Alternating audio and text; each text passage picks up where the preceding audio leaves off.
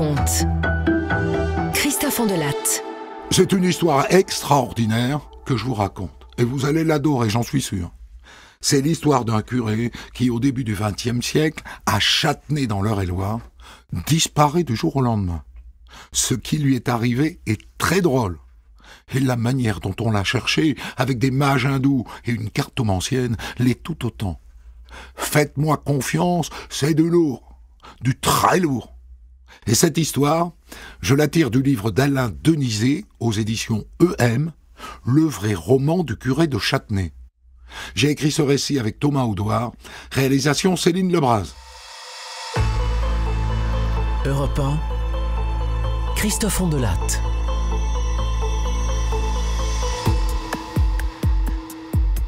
Avant de dérouler cette histoire, il faut peut-être que je vous présente le personnage central, Joseph Delarue, curé à Châtenay, un petit village de 300 âmes au cœur de la Beauce. Au moment où éclate cette affaire, en 1906, il a 35 ans, le curé. Et une petite expérience, puisqu'il est prêtre depuis 1895. Et pour l'époque, c'est un curé moderne. Et vous savez pourquoi ? Eh bien parce qu'il roule à vélo. Ah, il faut pas grand-chose pour être moderne. Hein. Et cette bécane, il lui a donné un petit nom. Il l'a baptisé Clément. Cette histoire de vélo, je vous le dis, ne plaît pas trop à Monseigneur l'évêque. Et pourquoi ? Eh bien parce qu'il porte la soutane. Et que pour chevaucher son vélo, il lui faut remonter sa soutane. Au risque de montrer sa culotte. Un curé. À part ça, en 1906, il y a le contexte. On est quelques mois après la loi de séparation de l'Église et de l'État, la fameuse loi du 31 juillet 1905. Et la République ayant coupé les ponts avec la calotte, les églises ont tendance à se vider. Mais pas à Châtenay, ça non. À Châtenay, le curé à vélo se démène comme un diable pour garder ses ouailles. Et comme les villageois le trouvent sympathique, parce qu'ils l'aiment bien.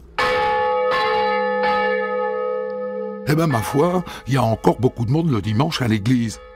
Le curé est même parvenu à créer une école privée de filles en 1903. Il y a 3 ans donc, il y a mis un peu de son argent et beaucoup de son temps. Et maintenant, il y a une 30aine de filles dans son école.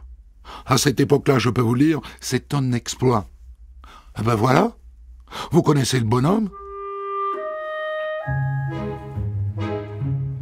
Un matin de juillet 1906, le 23 juillet exactement, au petit matin, le curé annonce qu'il se rend à Paris à vélo, bien sûr. Enfin à vélo jusqu'à Étampes, et après en train. « Je serai de retour demain soir. À demain !» Mais le mardi soir, son vélo ne réapparaît pas à l'horizon. Et le mercredi non plus, ni le jeudi. Sa sœur Marie Delarue, qui vit avec lui au presbytère, s'en inquiète. Alors elle envoie un télégramme à Madame Legendre, qui habite rue de Vaugirard à Paris et qui devait l'héberger. Réponse de Madame Legendre, le curé a quitté mon domicile le mardi midi. Bon, se dit sa sœur, il sera là forcément pour la messe dimanche. Alors elle attend, et les paroissiens aussi. Et puis arrive le samedi soir, et toujours pas de vélo, ni de curé. Et le dimanche, pas de messe. Monsieur le maire lui-même s'en inquiète. Et il se rend à la gendarmerie d'Étampes. C'est pour vous signaler la disparition de notre curé, l'abbé Delarue. Il est parti lundi en vélo pour Paris. Il devait rentrer mardi. Et aujourd'hui, nous sommes dimanche, et il n'a pas pu dire sa messe. Les gens sont inquiets, vous comprenez ?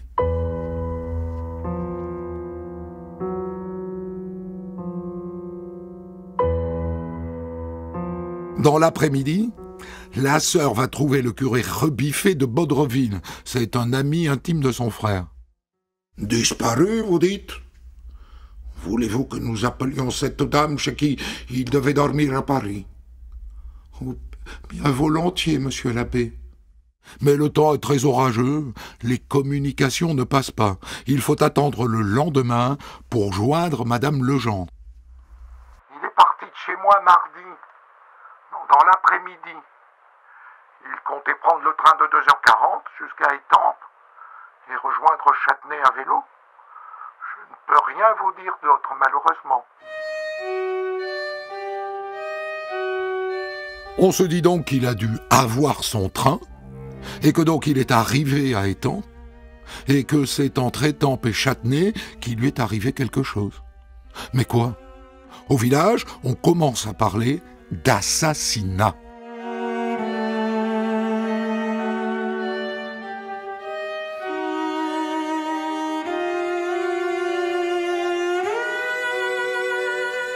Huit jours plus tard, l'histoire fait 2 lignes dans le journal Le Petit Parisien. Un ecclésiastique a disparu.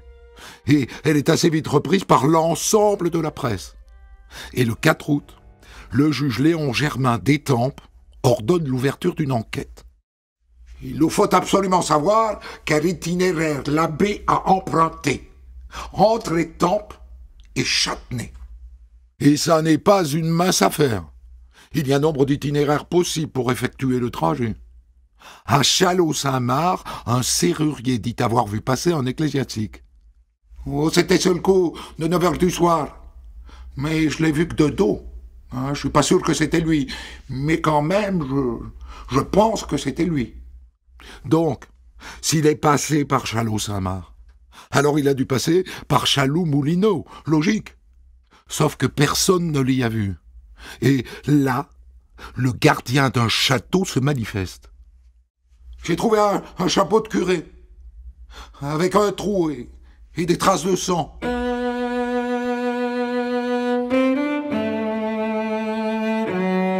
Dans le chapeau, il y a une étiquette. Le comte, grand séminaire, Chartres. Et c'est là que l'abbé s'approvisionnait. C'est très inquiétant. On aurait donc tué le curé. Et d'ailleurs, on vient de retrouver un corps, et c'est à partir de là que la machine journalistique s'emballe. Le journal La Croix annonce la nouvelle, le vicaire général s'en empare. C'est un odieux assassinat. Je demande à ce qu'on dise une messe à son intention. Sauf que ça n'est pas le corps du curé. Mauvaise pioche. Enfin, une messe ne peut pas faire de mal. Le juge Germain se décide alors à faire paraître dans le journal le signalement du disparu. D'une taille d'1,62 m, les cheveux châtains, l'abbé portait une soutane peu usagée, sans pèlerine, une ceinture en cachemire, un pantalon court, des bas noirs et des bottines élastiques.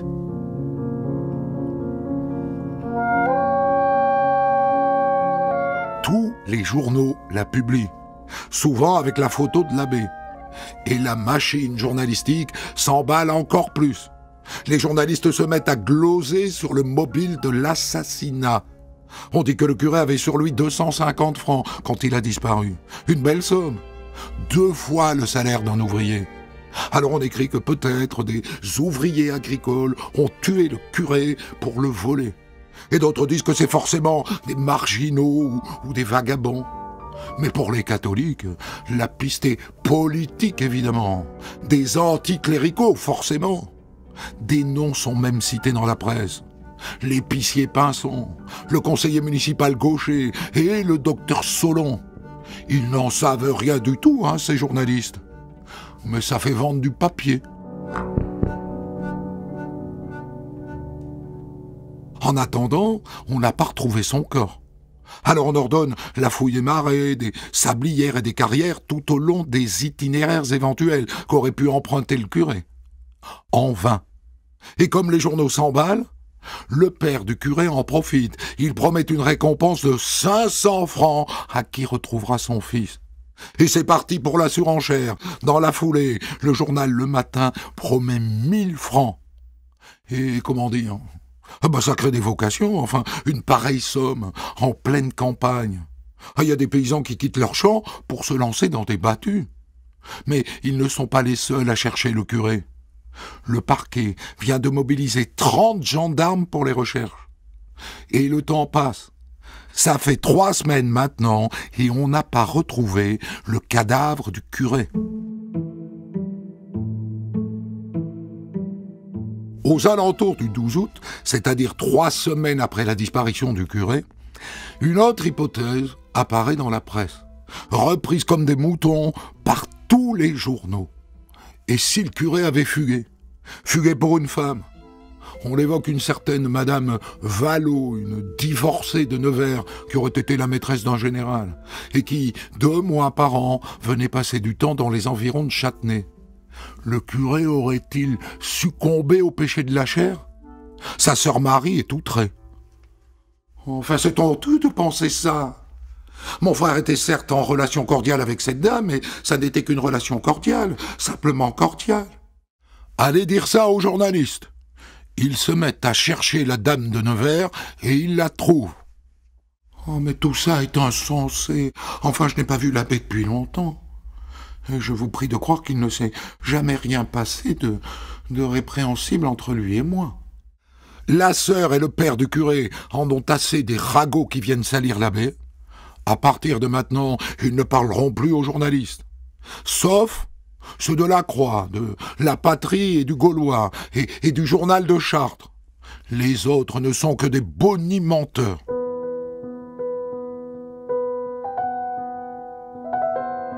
L'épisode qui suit est absolument surréaliste. Le 15 août, un mage hindou nommé Devin débarque à Châtenay. Il a été embauché par un journaliste parisien et il est prié de mettre son art des sciences occultes au service de la recherche du curé.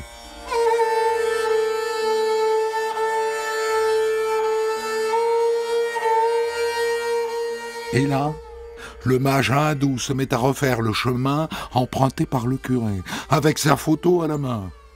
Et soudain, entre Châlot et Étampes, « Je vais voir quelque chose !» Il avance dans un bois, et sous les feuillages, il découvre le vélo du curé, véridique. Un mage hindou vient de faire un bond en avant à l'enquête. Vous savez que je ne crois rien de tout ça. Mais là, cela dit, il y a un truc bizarre. L'endroit où le mage a retrouvé le vélo a déjà fait l'objet d'une battue il y a quelques jours, et le vélo n'y était pas. On lui aurait mis depuis? Bizarre. En attendant, le mage Devin fait une promesse. « Je trouvais corps du curé dans les 5 jours. » Ah, s'il le retrouve, promis, hein, je mange mon chapeau.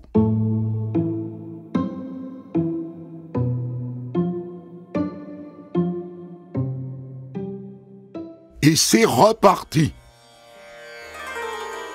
Le mage se met à explorer les 2 kilomètres qui vont de Châlot à Étampes. Et à un moment, au bout de l'extase, il se met à décrire le tueur. Il est 20 ans, petite moustache, main osseuse, portait casquette de drap et vêtements sombres. Déjà eu des ennuis avec la justice. Il a frappé curé avec couteau. Tout ça, bien sûr, est repris par les journaux. Et ça fait un carton. Et c'est parti pour le grand n'importe quoi. Parce que le journal La Patrie engage lui une cartomancienne, Madame Flaubert, qui débarque avec l'un de ses amis qui est un hindou lui aussi. Un hindou qui se lance dans ses recherches avec une canne en argent. Et quand il les voit débarquer tous les 2, le mage Devin leur propose d'unir leurs forces. Il commence par hypnotiser la cartomancienne. Et la voilà qui se met à avoir des visions. Je vois, l'abbé de la rue a été assassiné, non loin de Châlot. Je vois, il a été attiré dans une maison sous prétexte de voir un malade. Je vois que pendant qu'il buvait une tasse de lait, on l'a assommé. Je vois que les assassins ont roulé le corps dans de la chaux vive et je vois qu'ils l'ont placé à l'intérieur de la cheminée. Je vois qu'il y est encore. Ah, elle travaille sec du chapeau, hein, la cartomancienne. Elle a dit une maison. Mais quelle maison? On se dit que c'est peut-être chez l'épicier Pinson, qui est notoirement bouffeur de curé. Alors les 2 mages hindous et la cartomancienne débarque chez lui. Je vous laisse imaginer la tronche de l'épicier. Mais il ne trouve rien dans la cheminée. Qu'importe. Voilà que débarque un troisième mage hindou, Ramana. Et il débarque à Châtenay avec un turban en mousseline blanc sur la tête. Oh, ça fait causer, je vous le dis. Et ensuite, il va dans une ferme entre étampes et chalots. Portez-moi 4 poules. Là, il arrose les 4 poulets de rhum. Et au moment où il va pour les tuer, les volatiles s'échappent.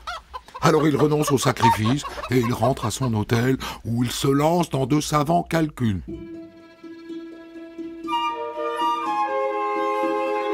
Selon lui, l'abbé a été tué à 1h12, pas 11, pas 13, 12, après son départ d'Étampes.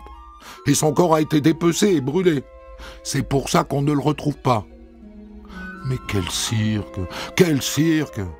Il est peut-être temps que tous ces givrés du ciboulot rentrent chez eux. Non?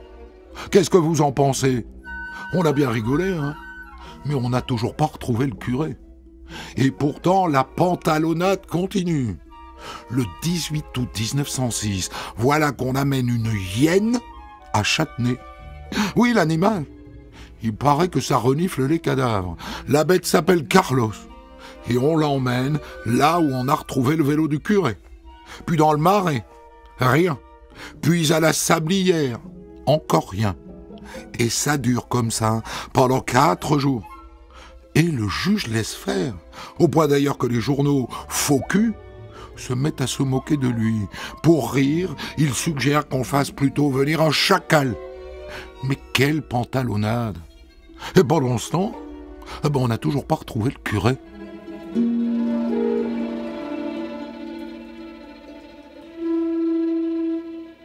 Un mois après, dans l'église de Châtenay, Pater noster qui est in celis, on célèbre une messe à la mémoire du curé. Et le même jour, à la même heure, un homme se présente dans un bureau de police de Bruxelles, en Belgique. Et c'est un sacré rebondissement. Bonjour, je m'appelle Delarue, Joseph Alfred. Je suis né à Imonville, en 1871. Et je suis ancien curé de Châtenay. J'ai quitté la France en compagnie d'une dénommée Frémont, Marie, institutrice. Et nous habitons Saint-Gilles, au 73 de la rue de Constantinople. Ça alors, le curé est en Belgique. Et il est à la colle avec une femme. Et pas n'importe quelle femme, les amis. C'est l'institutrice de l'école catholique pour jeunes filles qu'il a lui-même créée à Châtenay. Quel rebondissement! On le croyait mort. Il est tombé dans la luxure. Et depuis des semaines en Belgique, il se fait appeler Drocourt. Le curé n'est pas mort. Il baise.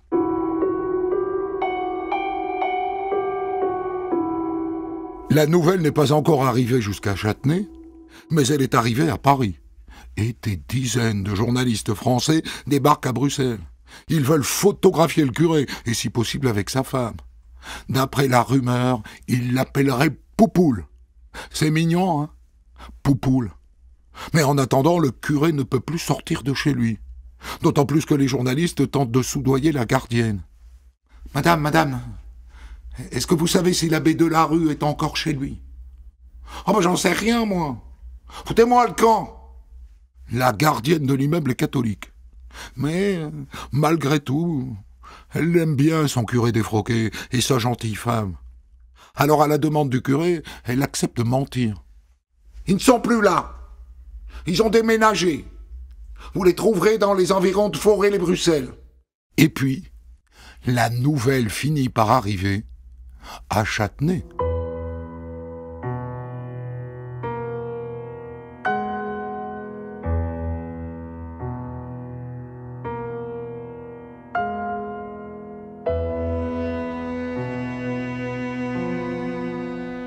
Châtenay, où on le croit mort. Et donc les gens n'y croient pas une minute. Oh ben notre abbé, il est bien mort. Il n'a pas pu comme ça ressusciter en Belgique.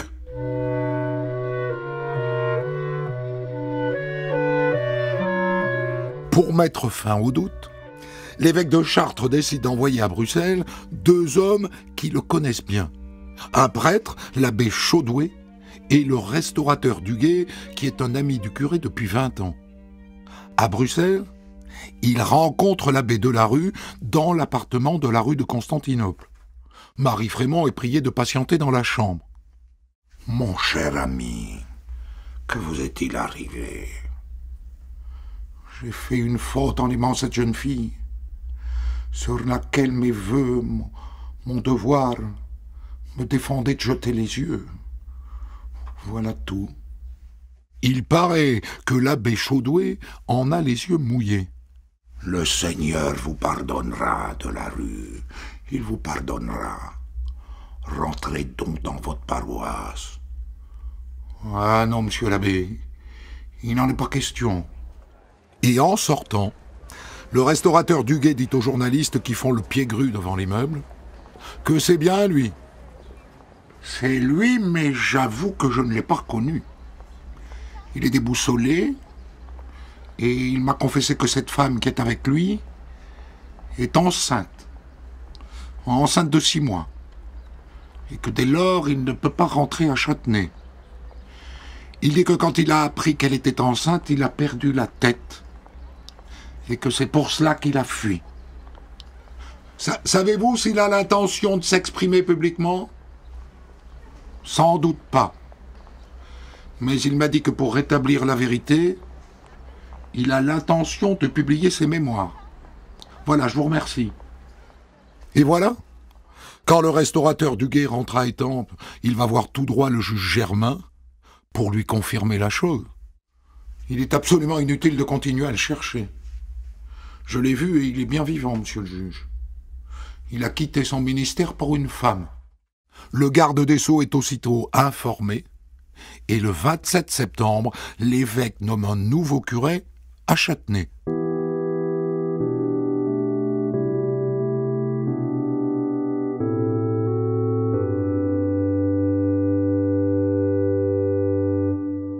Les parents, le frère et la sœur de l'abbé, eux, ont beaucoup de mal à encaisser la chose. Défroqué. Mais enfin, nous avons gratté la terre, nous sommes saignés aux 4 veines pour faire de lui un prêtre. Je ne lui pardonnerai jamais. Et pourtant, Delarue écrit une lettre à sa famille pour s'excuser. Quant à ses ouailles, elles ont le sentiment que ce curé moderne les a roulées dans la farine. Son vélo, c'était pour aller courir le jupon de cette femme. Hein. Quand on le voyait partir 4 ou 5 jours par semaine, c'était pour ça. Il revenait que le dimanche matin pour la messe. Il nous a bien eu, le diable. Là où je lui en veux, moi, c'est de ne pas avoir écrit à Monseigneur l'évêque une simple lettre disant qu'il renonçait à son sacerdoce. Quoi. Voilà tout.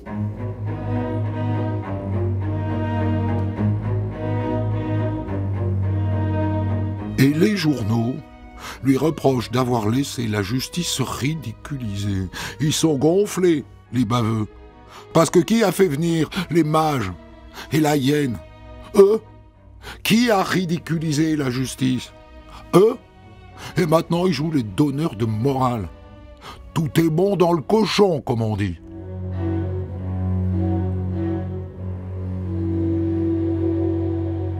Si Delarue a dit à son ami le restaurateur Duguay qu'il allait publier ses mémoires, c'est qu'il a un contrat avec un éditeur. C'est un journaliste du Matin qui a décroché le pompon. Tout est bon dans le cochon, je vous dis. Delarue et sa donzelle devront écrire 4000 lignes et ils recevront 5000 francs. C'est que maintenant qu'il est défroqué, l'abbé doit subvenir à ses besoins et à ceux de son ménage. Dans une entrevue au journal Le Parisien, il assume. C'est qu'il faut que je me fasse à la situation. J'ai compris en quittant la soutane qu'il fallait être un homme pratique.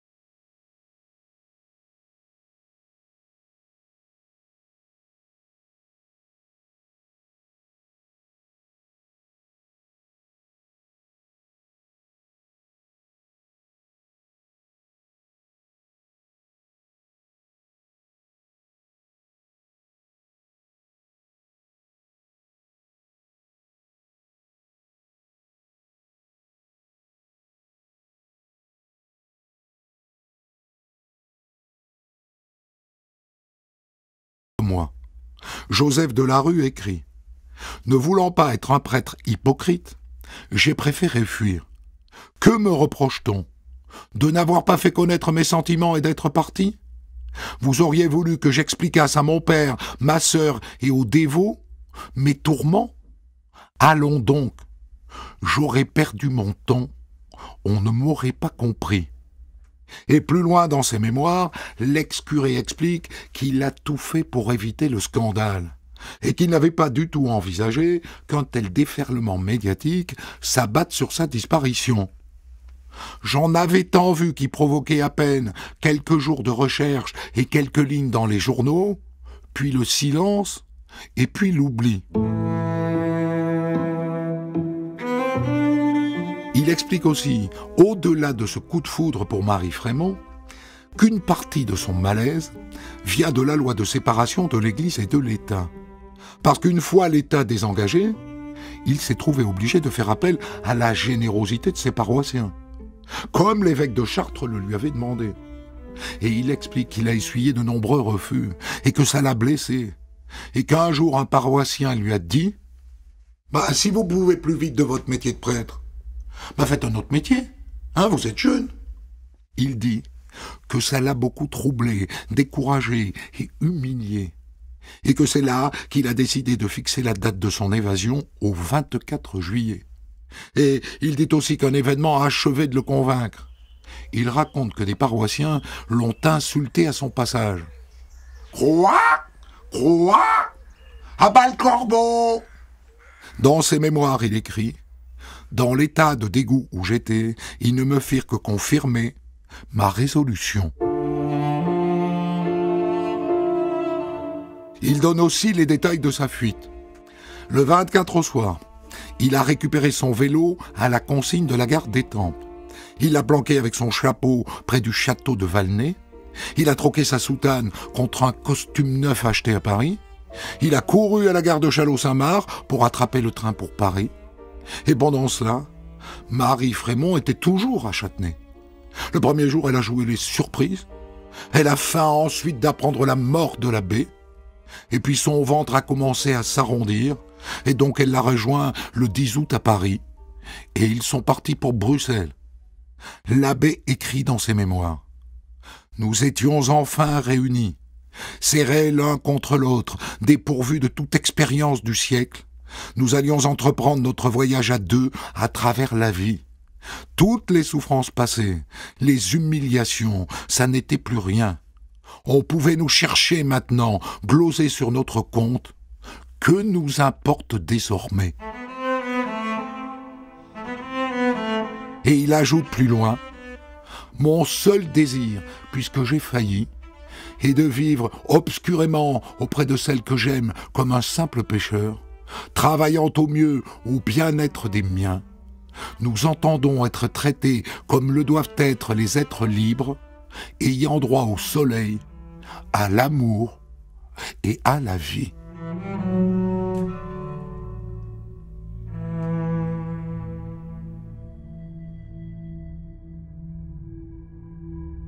J'ai tiré cette histoire du livre d'Alain Denizet aux éditions EM, le vrai roman du curé de Châtenay.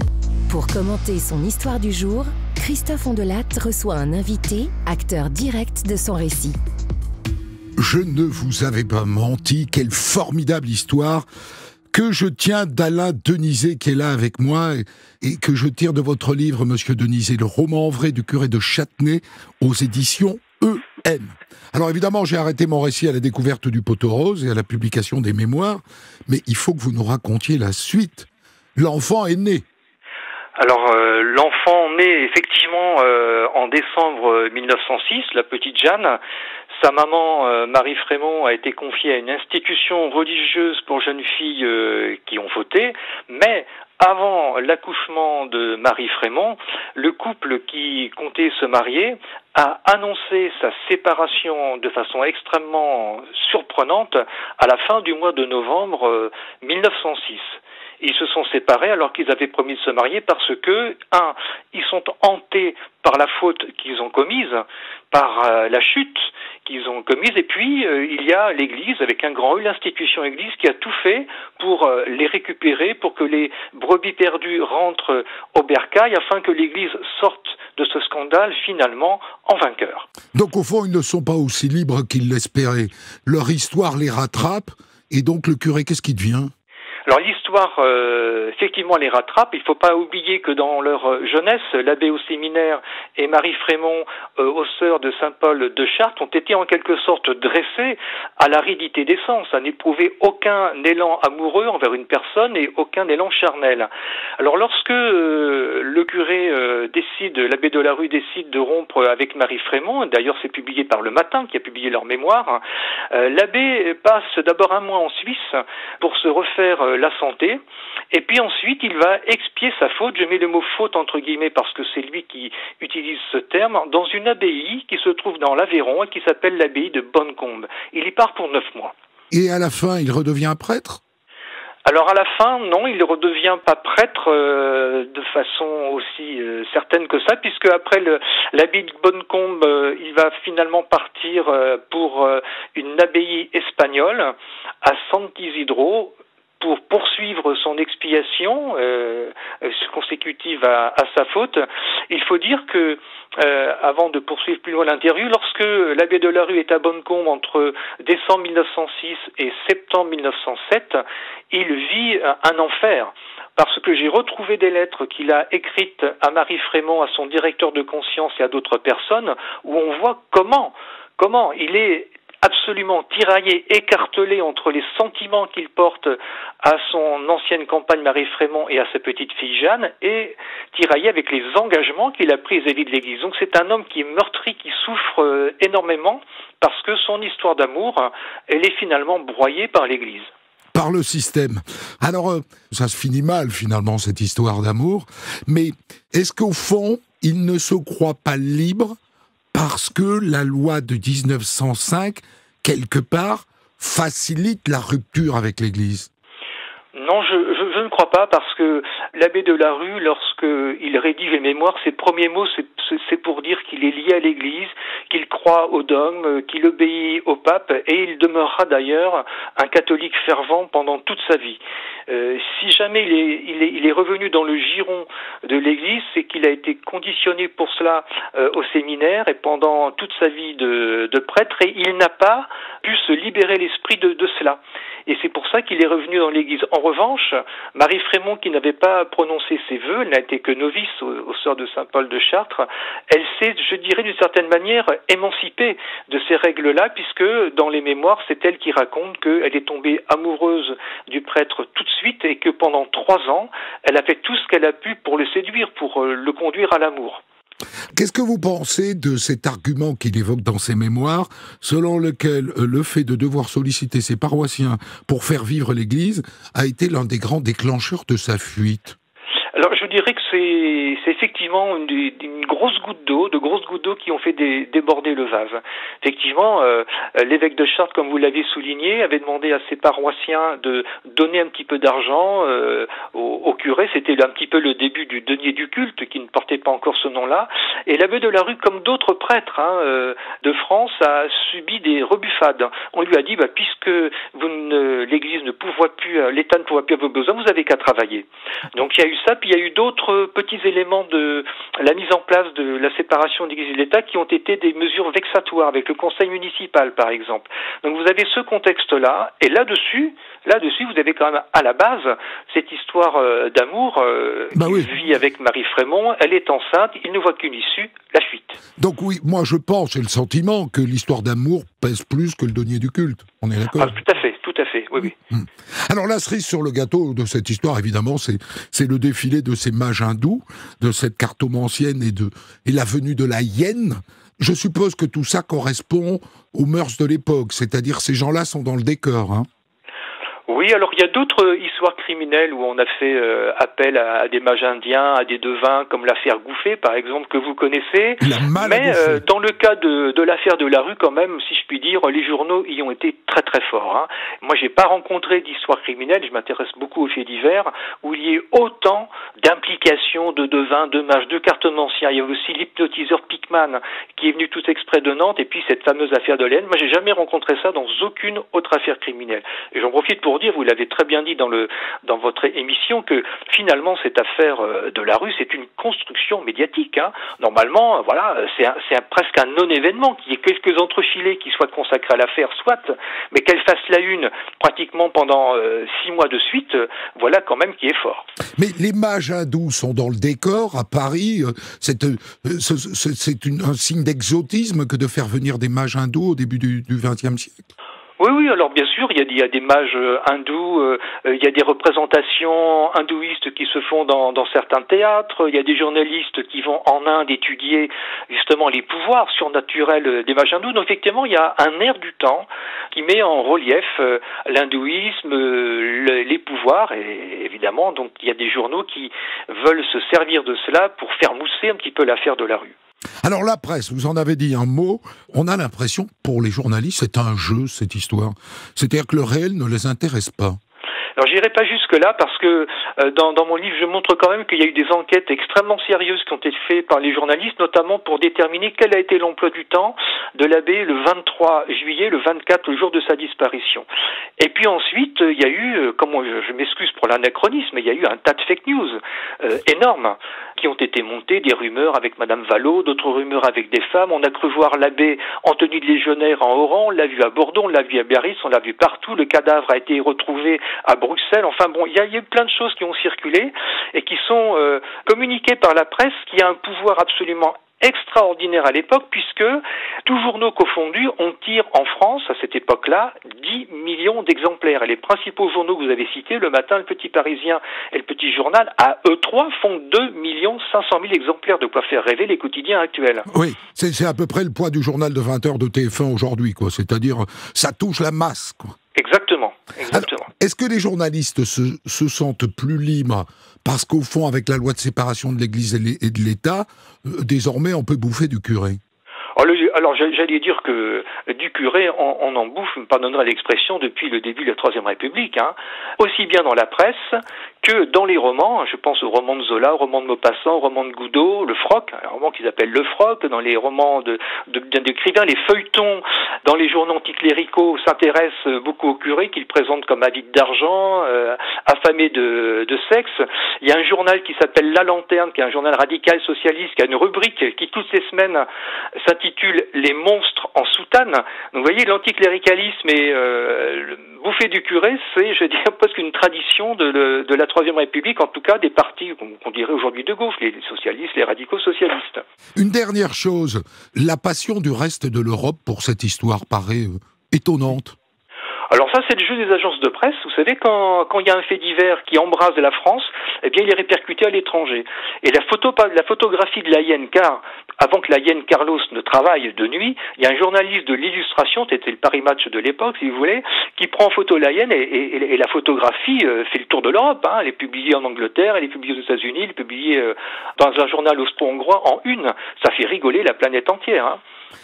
Je vous remercie infiniment, Alain Denizet. Vous ne savez pas à quel point vous êtes historien et vous avez fait ce formidable travail d'exhumation de cette histoire. Le roman vrai du curé de Châtenay, c'est votre livre qui paraît aux éditions EM. Des centaines d'histoires disponibles sur vos plateformes d'écoute et sur europe1.fr.